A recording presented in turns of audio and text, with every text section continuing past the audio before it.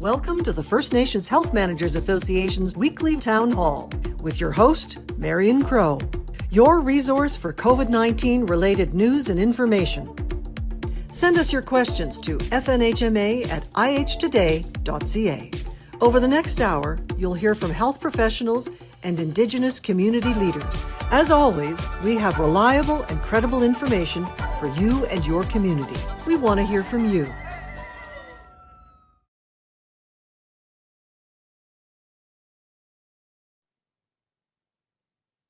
Tansei from the unceded territory of the Mississaugas of the Credit, the Haudenosaunee, the Wendat people, the Chippewa, and of course the Anishinaabe. It is a pleasure to be joining you from Toronto at the NationTalk studio.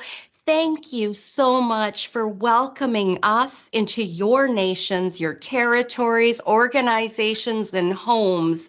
And thank you for getting your reliable, credible, and relevant information on COVID-19 from the First Nations Health Managers Association. My name is Marion Crow. I have the humbling privilege of serving as the Chief Executive Officer of the First Nations Health Managers Association. I am a Pie Pot princess from Treaty 4 territory in Saskatchewan, the Pie Pot First Nation. I have the pleasure of working, playing, and living in the unceded and unsurrendered territory of the Algonquin people in Ottawa, and it is a pleasure to be bringing you this information. Now, for those of you who don't know, if you have a question for any of our guests today, please send those questions to FNHMA@ihtoday.ca, and we will do our absolute best to get those answered. If not today, then we'll email you back with a follow-up for sure, or bring it to a future town hall. So just a reminder to all my guests, if you just want to make sure you're muted until I bring you into the crow's nest here and you can take a look at the view from my positioning. We have an all-star panel today. We are bringing to you Dr. Ibrahim Khan from Indigenous Services Canada in Saskatchewan. No bias there, but one of my favorite regions. We also have certified First Nation health manager Andy Aluk from Big Stone in Alberta, one of my favorite certified members. And you can check out even more of Mr. Aluk if you go to the FNHMA planning videos that we did on community health and wellness planning. He is a movie star now. We also have with us Cameron Love. He is the CEO of the Ottawa Hospital, and we are excited, Cameron, to have you back again. And then we're going to round this hour out by bringing back one of the most popular guests, Dr. Brenda Restool, who is the CEO of the First Nations Wellness Circle. And she's going to leave us with some hope and inspiration. And I know it has been such a trying time, to say the least, mentally, emotionally, burnt out. I feel you. I get the calls from health directors. We love and support you. And I don't know how to say thank you enough for keeping our nation safe during this global pandemic. If I could hug you right now, I would, and I hope you feel loved and supported right now as you continue against this fight of COVID-19. So with that, I do want to share, did you know that the First Nations Health Managers Association has all had their first dose of vaccine? Most of us are second. I got mine on Saturday. So excited now to be fully immunized. And that, my friends, my kin, my aunties, my cousins, is leadership in action. Thank you to the board of directors who set that tone for us, and we live the values. So that's some vaccine confidence for you as well. Now, enough about all of this. Let's get down into those epi-stats that we look forward to every week from our amazing partner, Indigenous Services Canada. So, Dr. Khan, come on in to the crow's nest. Share with us what's happening across Turtle Island. Thank you so much, Marian, for this beautiful opening. You really made us welcome. So thank you so much for that beautiful opening remarks. Yes, I have a lot to share with you, and I'll do my best to share the maximum amount of information in these 10 minutes. So first of all, I want to do some land acknowledgement. I want to acknowledge that I'm taking this call from my office in Regina, which is located on Treaty 4 territory, which we all love. So thank you so much, Marian, and everybody for this opportunity to be with you. I'm really honored to be with some amazing people on the panel today. But I also want to acknowledge my people here, the people of Saskatchewan, the people of, First Nations communities, our Indigenous population, our Indigenous leaders, our Indigenous professionals, our Indigenous healthcare providers, the nurses, the frontline team who actually made this response possible. I have the honor and the privilege to work with them throughout this pandemic.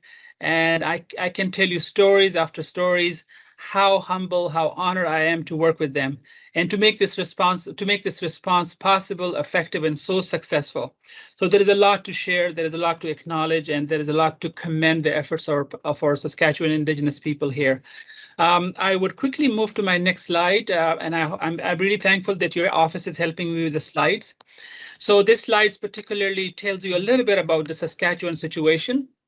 Saskatchewan has currently the highest rates of COVID cases. We are just presenting to you information from the last 7 days. As you guys know, Saskatchewan is located between Manitoba and Alberta, which has quite a high level of transmission. So certainly we are watching those provinces, but again, our focus is more on our Indigenous population, and we are seeing currently a downward trend of COVID-19 cases. But certainly this is a third wave of this pandemic, and we're seeing quite an increased number of variant of concerns. We're seeing predominantly the B117, the UK variant, but we are also seeing P1, and it won't take time that some of these newer strains, particularly the Indian variant that is currently very widely circulating in Saskatchewan. So far, we haven't detected any case in our communities, but it won't take time if we are not following the public health precautions. So certainly that is something on the radar that we are currently watching. Moving to slide number 3. Everybody's asking the impact of this pandemic on Indigenous communities. And there is such a deep impact of this COVID-19 situation and pandemic on our First Nations communities.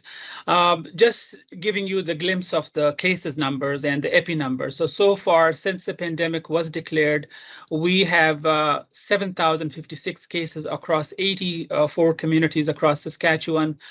We still currently have quite a large number of active cases, 148. Unfortunately, we lost a lot of precious lives due to COVID-19. We have 62 people, unfortunately, passed away from COVID-19. So my heartfelt condolences to our families and, people who lost their loved one. Certainly, lots of impact. We had 73 outbreaks due to COVID-19 so far in our Indigenous communities, 190 hospitalization and ICU admissions. And certainly there were cases where people had to spend 50 to 60 days in an ICU. So imagine the life there. So we use these numbers to tell anti-vaccine and anti-COVID folks that, look, come and see these numbers in the ICU, people taking their last minutes, last breath, and they can hug, they can touch, they can see their loved one and see the life of those people in those last really troubling moments. So certainly a lot of impacts. Apart from these numbers, a lot of mental health, a lot of physical, a lot of isolation, a lot of impacts of this COVID-19 on First Nations communities. But certainly there is a lot of great responses that I would like to share with you. Moving to the next slides. This gives you a very a quick picture of the COVID situation.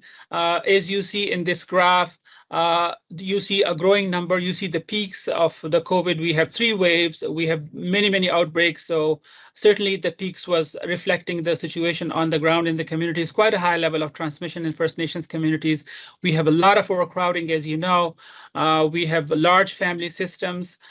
We have access issues. So certainly when a virus like this come into a community, it moves with people, and our people are the most transient for many reasons. They have to move for family reasons. They have to move for their needs, for critical care, for appointments, for many things. So actually the virus moves with them. And once it's in the community, it's very hard to contain the virus in a large family system and in our overcrowded system. So certainly this graph tells you the growing number of cases, but you see a dramatic downward trend of cases as you see the intervention that was introduced through the vaccine. So the more you give vaccine, the less COVID cases you're going to see. We still have a lot of work to do to reach where we want to be, but certainly a very a glimpse of hope, or light at the other end of the tunnel, that we need to see more and more vaccine, particularly the second doses, for more than 85% of our population. We're going to see the elimination of this virus, or the eradication of this virus, or see some freedom back in our community. So certainly that is something we're watching. Next slide. This particularly give you a glimpse of the vaccination situation. We have used mostly in our communities the mRNA vaccines, Moderna and Pfizer vaccines. The focus is particularly on our working people who really make things happen on the ground. So certainly in those age groups, our vaccination rates are a little bit low. So we have a lot of work to do to protect those people and shield those people. As you guys know, everything is opening back. Saskatchewan has a very solid plan to reopen, but certainly our focus is on those critical labor, people who work, come to the office, band offices, run the schools, school teachers, clinical people that comes to the community, provide clinical services. So certainly the focus is on how we immunize them quickly. So certainly we have some good strides made in terms of the vaccine uptake, but I think we are still concerned about some age group, which I'm going to show you in the next slide. This is just to give you a glimpses of the Saskatchewan reopen plan. As we're seeing, vaccine is available in abundance in Saskatchewan to our Indigenous communities. Every community has now quite a good amount of Pfizer and Moderna vaccine. Nurses are working very hard. We have a lot of town halls, podcasts, and town halls like this, where we are bringing education and awareness to these vaccine-related questions. But certainly, everything in Saskatchewan is tied up very tightly to the vaccination coverage rates. So as you see, we have 3 steps of the reopen plan. We are about to reopen for step 1, end of this month, but certainly everything is tied up with a very high levels of vaccine uptake. So I'm going to show you in my next slide what our targets are for our Indigenous population and as well as provincial population. This is the slide that every chief in Saskatchewan has received for their individual community. So for example, I'll just go to Marion. Piepot chief has received the slide, and all other chiefs and tribal chiefs have received this slide. It gives you a very quickly where you currently stand in terms of your immunization coverage rate. So the slide that you see here on the screen is actually a slide for the entire Saskatchewan Indigenous population. So we are currently 48, but we want to go to 85, and that is our target. And also the slide shows that 18 to 49 year old is our key target, because that's where we see mostly the outbreaks are happening. That's where we see community transmission, and that's where we want to target in the coming months. So our chiefs, our health directors, frontline worker, nurses, everybody is extremely busy to reach out to those people, respond to some of these critical questions that you see in social media, and we are working very hard with our knowledge keepers, elders, and now schools that they have all the access to the appropriate information, scientifically proven, credible, authentic information, and they use that for decision making and for information sharing and awareness sessions. So certainly a lot to go, a lot to do in the coming 2 months. So that we can see a very beautiful summer, and we can bring Marion back to Saskatchewan and see some really good fall. So that's next slide. So apart from a lot of effort that has been put on the reserve First Nations communities, there is also quite a strong focus and effort on urban Indigenous folks. So this slide shows you our urban Indigenous clinics that are currently open to people. People have worked very hard to make this possible. Some from Yorkton Tribal Council to Saskatoon Tribal Councils to the Northern Tribal Councils, and everybody actually worked very hard with the Saskatchewan Health Authority and teams from the Indigenous Services Canada to make these clinics a success. There is quite a turnout from these clinics. There is quite an exciting numbers coming out of these clinics.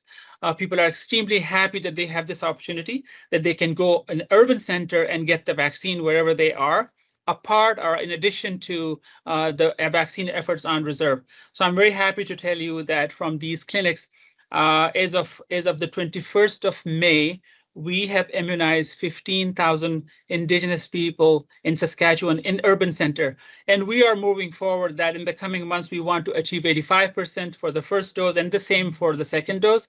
So please pray for us. Please work with us. And Marian, we need more of these sort of support and town halls so that we can reach out to these people and bring everybody to the vaccine clinics.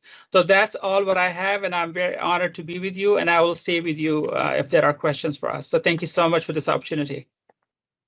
Thank you so much, Dr. Khan. And I'll just remind you to mute now, because I will bring you back into the crow's nest for some questions. And you mentioned Pie Pot First Nation. Hello, Chief Fox and Auntie Judy Sugar, one of our former presidents of the organization. I tell you, they just grow them good in Saskatchewan. A little laughter always is the best medicine for everybody. Now, just a reminder, folks, we are broadcasting this on TV thanks to APTN.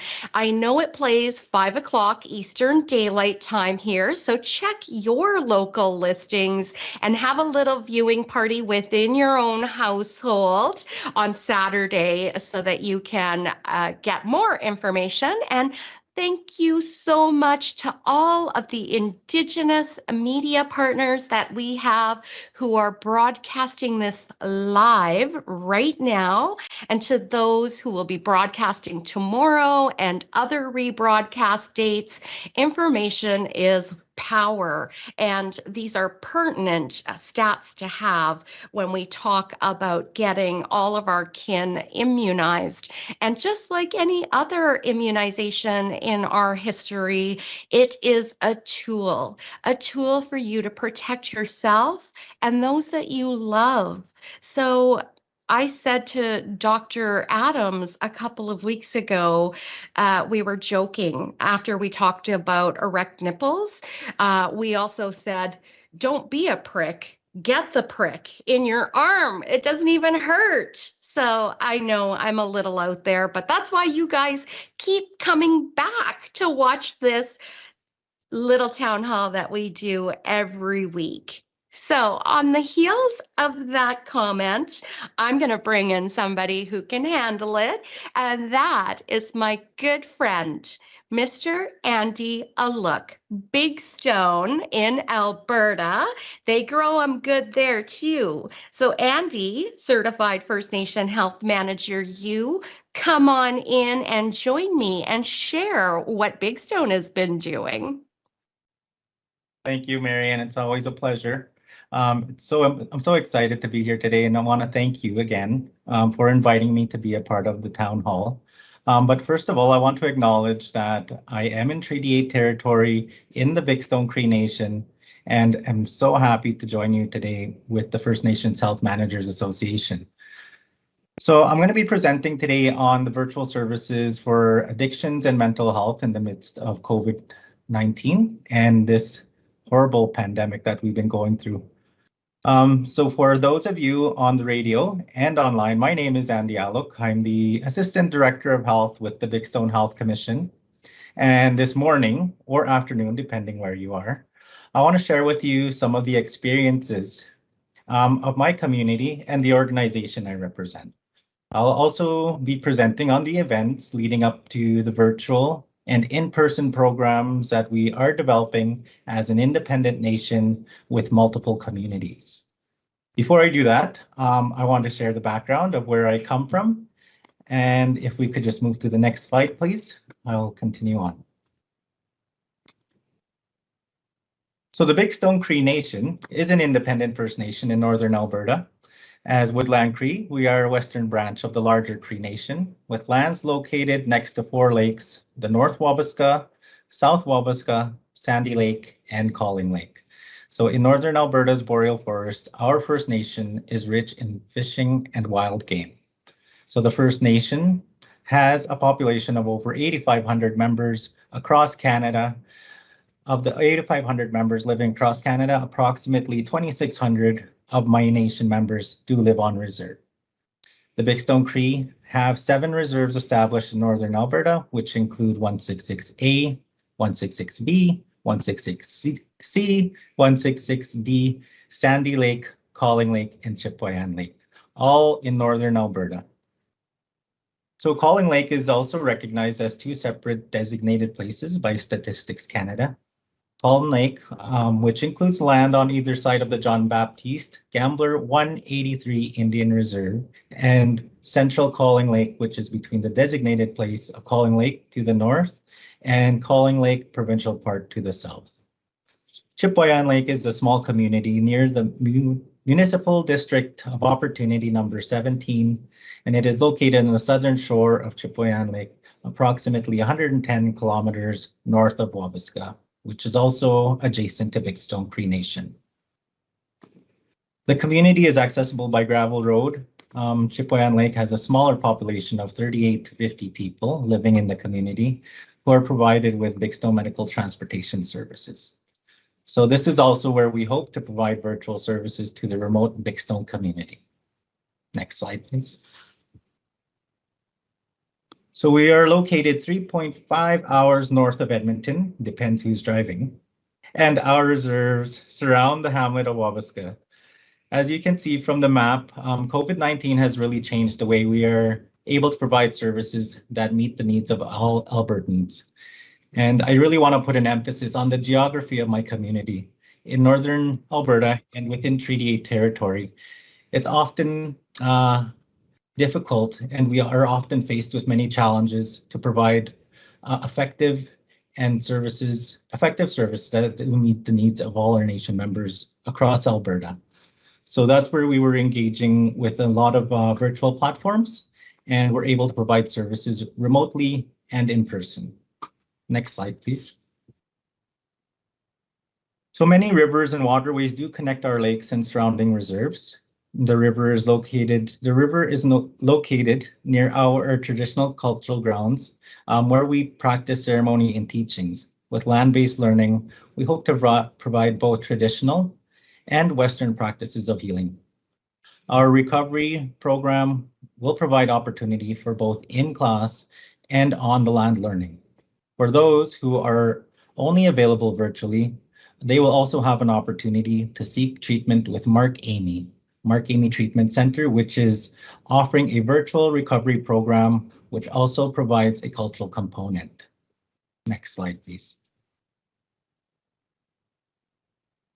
So not only are we able to provide community and public health programs and services, we also have business entities which allow us to expand services to Bigstone members living off reserve in urban settings and to the more remote communities.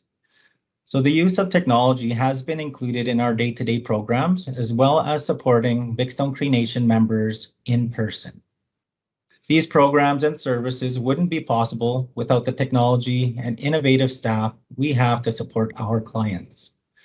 We have used information to provide evidence to provincial government and other organizations, showing there is a need for access and support to health services, including treatment, not only for our Bigstone Cree Nation members, but to the rest of the Alberta population and also to others who utilize our Bigstone health benefits across Canada, including mental health benefits and services.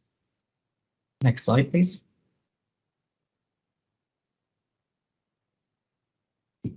For those of you on the radio, you might not see, but I am going to just describe the layout of our central community administration buildings. So we do have a Bigstone Professional Center that includes Bigstone Medical Transportation, Bigstone Community Wellness, Bigstone Health Commission, Bigstone Elders Lodge and Group Home, Staff Housing Units, Bigstone Community School, Bigstone Administration Building, Bigstone Child and Family Services. So each department that we work with at the Bigstone Health Commission serves its membership in its own area specialties, often with the same clients who may or may not need both mental health and addiction services like our recovery care program, whether it's virtual or in person. Next slide, please. So in addition to our virtual and in-person recovery care program, we have embarked on other innovative ways to address mental health and addictions, such as a mobile mental health van, a mobile vaccination van, a virtual care clinic, a virtual mental health and addictions appointments, virtual community wellness activities, virtual diabetes care with the utilization of an endocrinologist, and all of which contribute to the wellness and mental health and addictions of our nation members, whether they are in community or accessing our services virtually. Next slide, please. So the Bigstone Health Commission chose to evaluate their top 4 priority programs through an internal process, whereas the Bigstone Health Commission's management team facilitated a departmental team approach to review and update their Bigstone Health Commission's health priorities. The result of the priorities, with mental health and addictions being number 1, within the last few years, there has been interest and challenges with Bigstone Cree Nation members attending or accessing residential treatment, including outpatient treatment programs. This program will provide solution to some of the many challenges we face, while being able to provide access to appropriate and culturally safe recovery. Every year, the Bigstone Health Commission leadership team does get together to review the changes and needs of our community health and its priorities. This is when strategic planning and action is implemented into the coming year.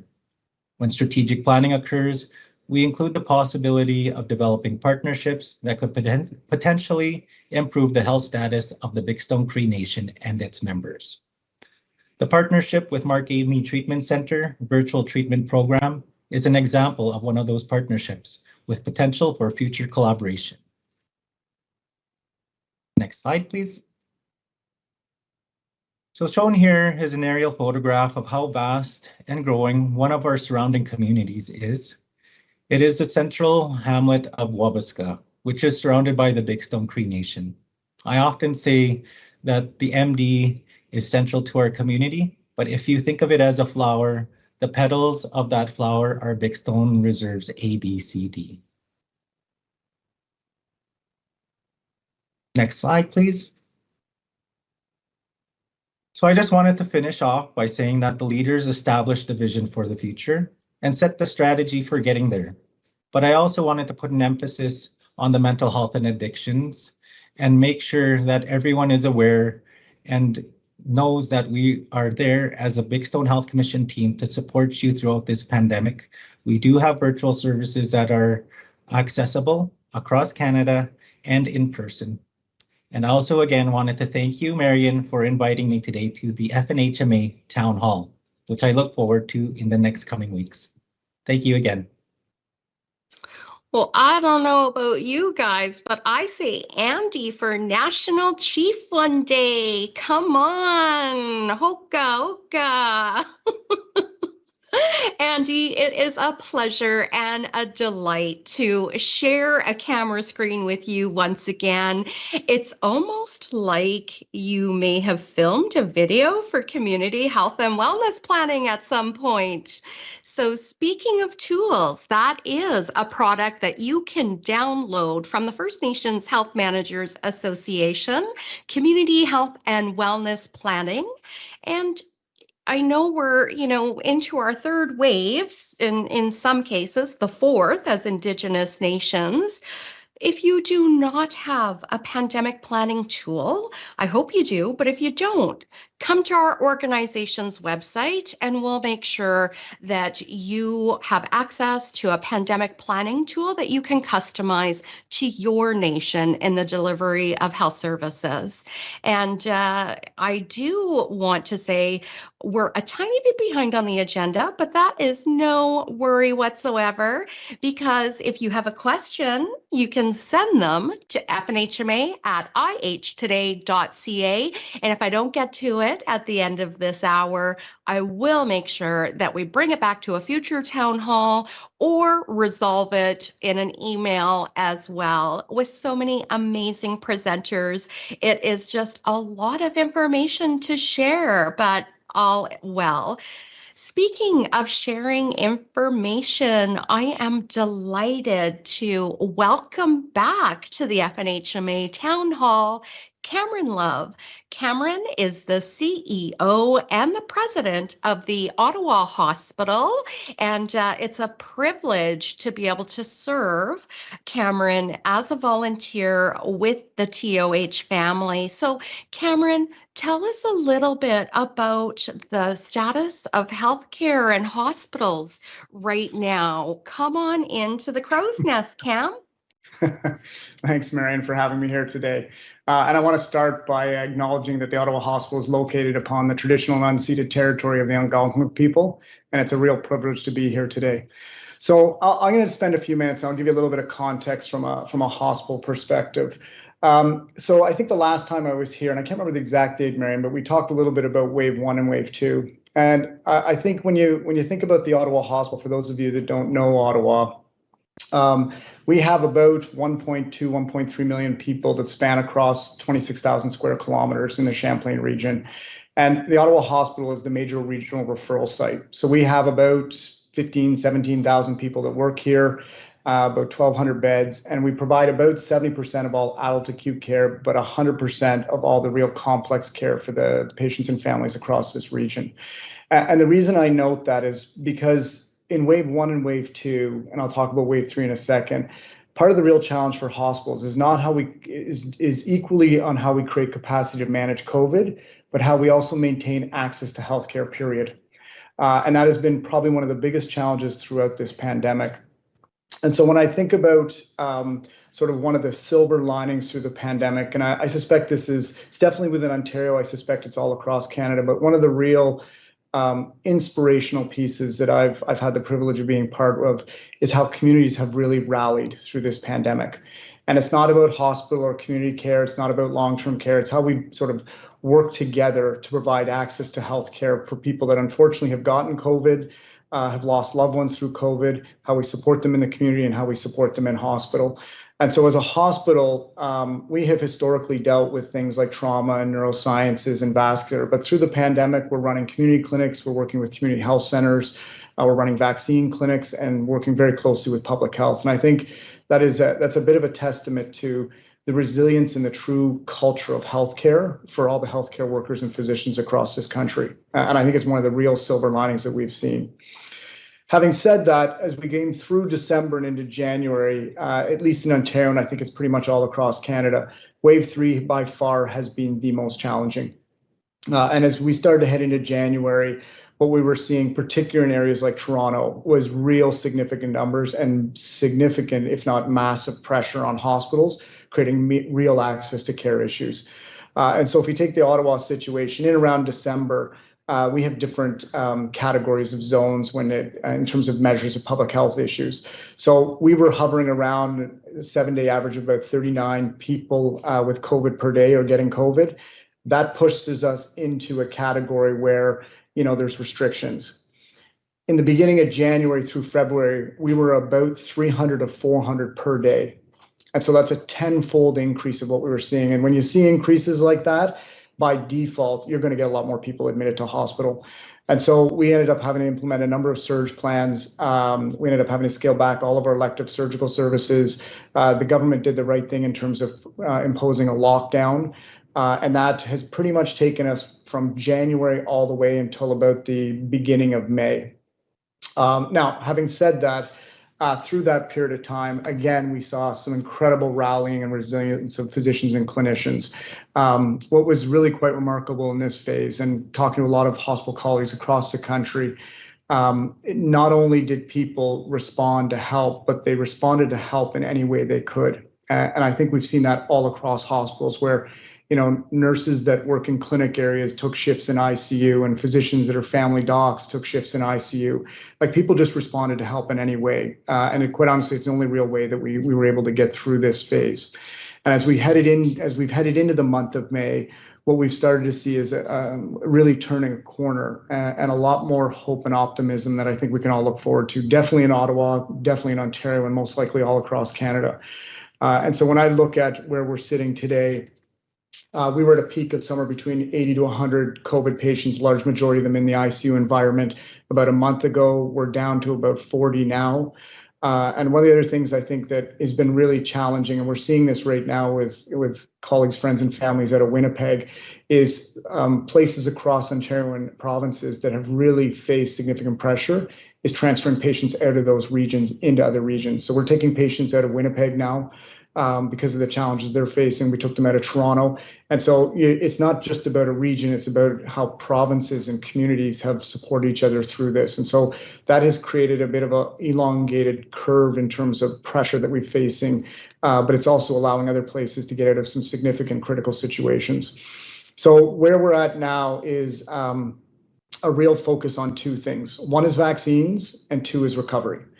And I think one of the real optimistic pieces that we can all look forward to is, and listening to Dr. Khan, I think all of us are moving at a far better rate in terms of vaccine administration than what we were back in January.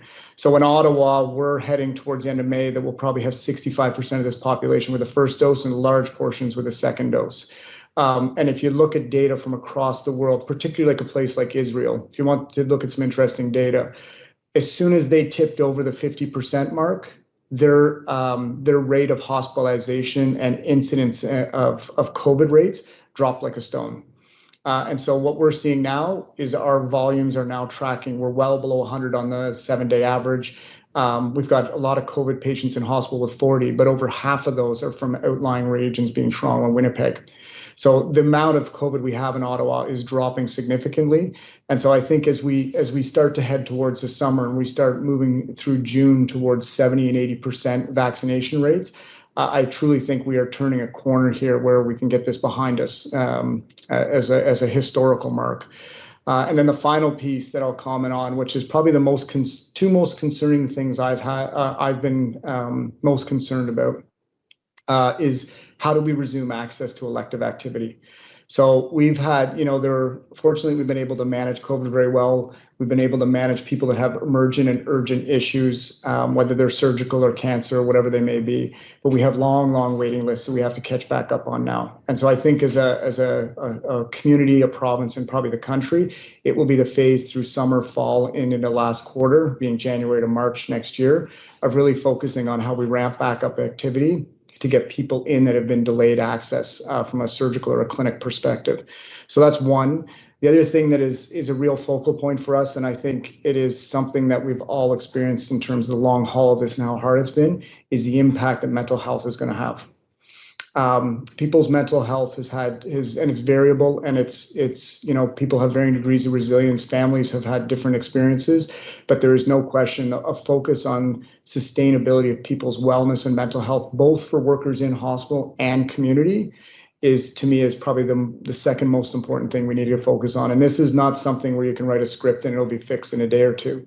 It's something that I think as a community we're going to have to really focus around for at least the coming year, if not longer. And then the third and final piece, just as a final comment, Marion, is I really want to thank all the healthcare workers, and not just in Ottawa. I mean, I've seen it all across this province and country, physicians, nurses, housekeepers. We're very fortunate to have people rally like they rally. And they have done a remarkable job. But I think part of as we come out of this is people truly need a break. And so part of what we're looking to do in the summer is get people away, get them into some holidays, get them back into a sustainable work-life balance, and try and resume some level of normalcy as we head into the fall. So maybe I'll stop there. Cameron, thank you for coming back and giving us a glimpse into what it's like being in those hallways of the Ottawa hospitals. And I just thank you so much for your leadership, Cam. You came into this job as our new CEO and president, and boom, a pandemic hits. And I think you're building a new hospital too. So don't lose that thought, because I want to ask you about that in a few minutes, Cam. Thank you. No problem, Cam. And speaking of presidents, hi, David McLaren in Kebowak. Thank you so much for being our president, my boss. You are an amazing individual, and I won't even comment on the hockey game last night. My evaluation's still coming, so I'm going to say go Habs go. Okay, David? All right. So sharing more information. Again, one of our favored guests on this information sharing two-way dialogue is Dr. Brenda Restool. She is the CEO of the First People's Wellness Circle. Brenda, come on into the crow's nest. Ani, thanks for having me back, Marion. It's great to always join the First Nations Health Managers Association's town hall and have the opportunity to share about mental wellness. I'd like to say Ani, Bojo, Wabsequence Dijnakas, Megisi Dodem, Dokis Dinjaba, Nishnabe and Dao, Aking. And so thank you for having me. I sit here in the territory of Nipissing First Nation, where I live and work, and I look out over rough Lake Nipissing today to my own community of Dokis First Nation in Northern Ontario. I've been thinking about the honor of wrapping up today, and it's a big, feels like a big responsibility today, more than ever. I'm not sure why, but, I think as we move through the third wave, I just have to acknowledge that so many of us, our workforce, our leadership, our family members, have really been working hard to protect each other and to ensure that our communities continue to enjoy wellness and to achieve wellness as we think about returning to things that were pre-pandemic, in the sense of coming together and gathering and enjoying celebrations. And so I know many of us have found it difficult to not have the opportunity to gather, whether that be at times of celebration like powwows or births of babies, walking out ceremonies, welcoming babies, to times of loss and to supporting each other during times of sickness. It's been a very difficult time.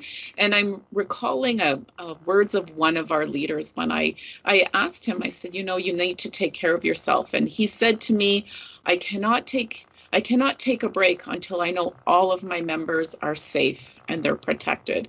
And I really have to acknowledge that dedication and that passion that comes from that leader and from the workforce who are doing the same things. They're not resting, they're not taking a break.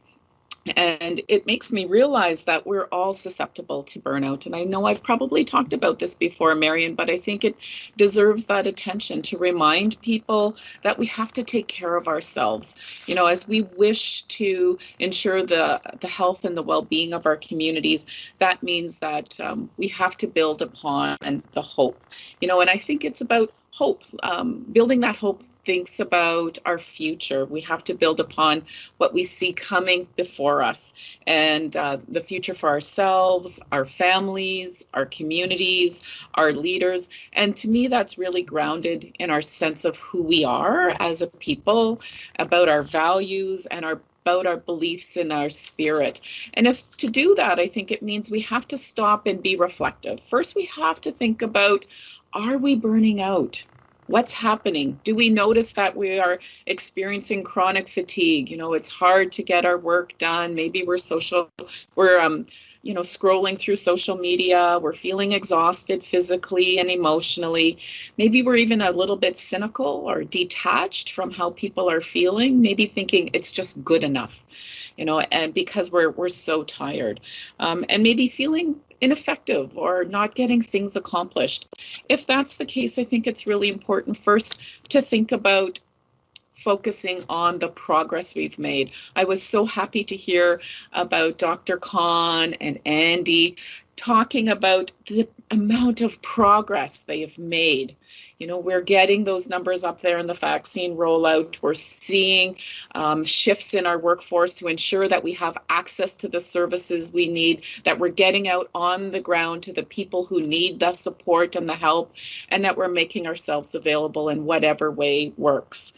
I think that if we focus on the progress and not just on the end result, we can see how far we've come as nations, how much resiliency that we have, that we've been able to be creative and make changes and shifts in our work, in our workforce, and being able to support people where they're at in the way that they need to be supported.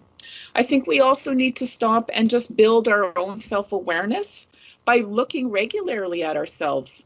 Are we taking care of our health and our own well-being? Are we getting enough sleep? Are we spending time exercising, eating well, doing things that bring us mindfulness, whether that's being out on the land or praying, going to the water, listening to, to the birds chirp now that it's springtime, to putting our hands in the earth and growing flowers and gardens and preparing to nourish each other and nourish our spirits. Are we doing those things? Who took the time last night to go out and give thanks to Grandmother Moon? Wasn't it a beautiful moon last night? It was the strawberry moon. It was the supermoon, and the supermoon tells us the importance of regeneration and rebirth. And I think this is such a great time to do that. Make sure that in rebirth that we are thinking about things like what the strawberry teaches us, right? June is coming. And that strawberry moon tells us about the importance of heart, the importance of thinking about our own peace and about forgiveness for what we couldn't do during this time, that we've done all we can. So we have to forgive ourselves, and we have to be gentle, and we have to recognize that with that strawberry moon, we must take connection to our heart and to the people and to the land from which we come from. And in all of that, creation has given us everything that we need to live a good life. And so the strawberry moon came at a time when we are moving out of that third pandemic. We're seeing the rates drop. We're seeing the vaccines go up. And it tells us that during this time, we are connected. We are connected internally to ourselves. We're connected to our family. We're connected to the communities. And it also tells us about resiliency, and it tells us about reconciliation. It reminds us that if we are thinking about our resiliency, we are thinking about the fact that we are building and nurturing caring and supportive communities. We have had our communities take care of each other, come together. Our young people have returned home to support our older generations, our elders and our seniors. And we've also seen our leaders step in and support in ways, by rolling up their sleeves and doing what needs to be done. We've all changed our roles in our community in order to ensure the health and well-being of each other. We have ensured from each other high expectations of success. We are going to get through this together. That tells us that we are a resilient people. We have ensured that there is meaningful participation for everybody in our communities. And that gives us hope from our youngest people, our little ones. Whether that's they bring us joys and smiles, to our adolescents who teach us the importance of creativity and doing things differently and reaching out in ways we've never thought we would, to our seniors, reminding us about how to take care of each other by coming back together and doing the things that maybe we hadn't done before. We have to build and continue to build positive bonds with each other. We remind each other that whatever it takes to support each other, to get down, like I said, into the community and say, what can I do to help you? Make sure that you have food, that you have a place to stay, that you have your vaccine, that we are doing all those things. We're reaching out and we're calling to each other, that we are having those boundaries within our community. We don't leave the community unless we need to. We bring in food. We've done food security programs so that our elders and our seniors don't have to be vulnerable, that none of us have to be vulnerable. We've even had communities think from a harm reduction approach and remind each other that we have to sometimes bring in alcohol and give important messages of how to use alcohol safely so that everybody is safe during this time, recognizing where they're at. We've given each other life skills. We've seen people who've learned to bead, who've learned to make moccasins, who've learned to do wood carvings, who've learned to garden and nourish each other for this first time. We've given each other life skills. Those are resiliency pieces. And finally, we've reconnected to our identity of who we are as Indigenous people. We have reached out and we have, on social media, have learned teachings about how to harvest medicine, how to live off the land, the importance of land-based healing. We have learned the importance of the fire teachings, the strawberry teachings, the bear teachings. We have learned so many teachings. And for me, when I look at this time, I think about the teaching of the butterfly and how the butterfly has, we look at the butterfly crawling upon the earth in a caterpillar form and how it's attempting to move through a lot of adversity. And then it kind of makes its way up the tree and it creates a cocoon amongst itself. And even though those changes look to be negative, when it resurfaces, it is beautiful, it is free, and it reminds us that we always have the opportunity to emerge stronger and more beautiful. And I think this pandemic has taught all of our nations that we are resilient and we will be stronger and more beautiful when this pandemic ends. And so I say, miigwech, I know all of you have the butterfly within you. Miigwech.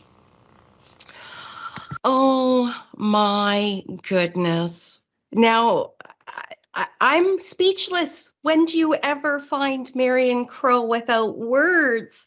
Brenda, I loved that. And to everyone who is making regalia for when we gather in our powwows and celebrate our ceremonies once again, I just say thank you and a huge miigwech. And you know what, Brenda, I really do have to get you one of these coffee mugs, and I'm going to do a shameless plug.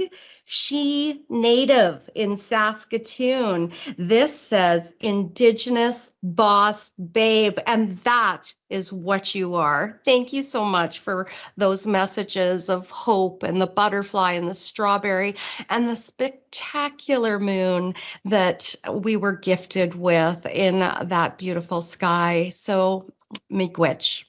You know what time it is, folks? It is time to go to the inbox now. And actually, Dr. Khan, I'm going to call you back into the crow's nest. And we were doing a little bit of research, and somebody else was doing some research too. You were recently featured. I know you've been a lot of media lately, Dr. Khan, and thank you for educating people. The Saskatoon Star Phoenix interview in April earlier this year, you talked a lot about trust and how many different ways that trust can be demonstrated in the healthcare system, in relationships between doctors and patients and across the whole system, really. What do you do to build and maintain that trust? And Dr. Khan, as being a fellow Saskatchewanian, I know you have that trust and confidence from the nations that you serve in Saskatchewan. So give us a little words there on trust, Dr. Khan. Sure, I will tell you what I feel and I think, and I hope I don't cry when I say that, because since I came to the job, it was pretty obvious to see what has happened in the past for Indigenous people. It was very obvious, and I came from Germany, so I did not have really a good understanding of what has happened here. And I was in this job, and I went to the communities, and I felt, oh my God, there is a big thing missing here, that for me to do anything, I need that trust. And for that trust to come, for that trust to be built between me and Indigenous people, and between Indigenous people and the system and the healthcare services, that was like the most critical foundation of anything you would want to do. And I felt that very quickly, that is perhaps applicable on any nation and any ethnic group. I came from part of the world where the same situation was happening. So it was very easy and quickly for me to understand and quickly pick up that trust is very critical. And without that, you wouldn't be able to do much. And to build trust, you have to show action. You have to show what you say, what you do. And I still have a lot to do, and I have a lot to work. But I think I'm very privileged to work with the Saskatchewan Indigenous people. I just love them, and every one of them I have learned so much. Perhaps one thing that I want to do after pandemic is to write about what I have learned from Indigenous knowledge keepers and elders in this pandemic, the way they have taught me. So yeah, there is a lot to learn. There is a lot to do. There is a lot to build when it comes to trust with our Indigenous population, and in health, it's so critical. Thank you so much, Dr. Khan. And I just can't get over how fast this hour goes by. We didn't get to ask everybody a question. My apologies to the such esteemed panel that we had today. I do want to make a plug for the Ottawa Hospital, and it goes right along with Dr. Khan's message of trust in the healthcare system.